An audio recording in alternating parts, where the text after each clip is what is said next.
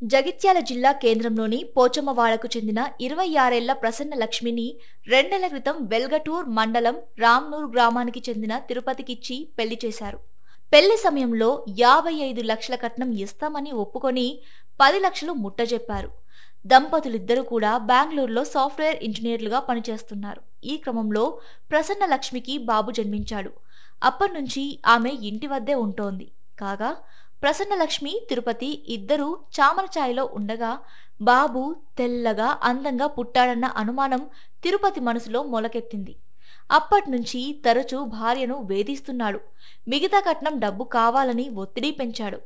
భర్త తిరుపతి, అత్త, మామ, ఆడబిడ్డలు వేధిస్తుండడంతో 5 రోజుల క్రితం ప్రసన్న లక్ష్మి బెంగళూరు నుంచి జగిత్యాలలోని తల్లిదండ్రుల ఇంటికి వచ్చేసింది.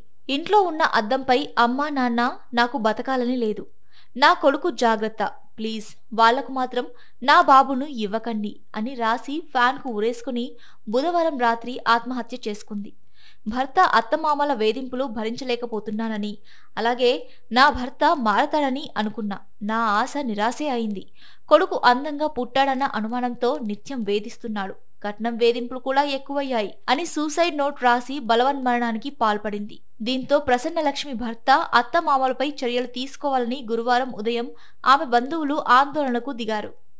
డీఎస్పీ రఘుచందర్, పట్టణ సీఐ వేణుగోపాల్ మృతురాలి కుటుంబ సభ్యులతో మాట్లాడి ఫిర్యాదు చేస్తే కఠిన చర్యలు తీసుకుంటామని హామీ ఇచ్చారు.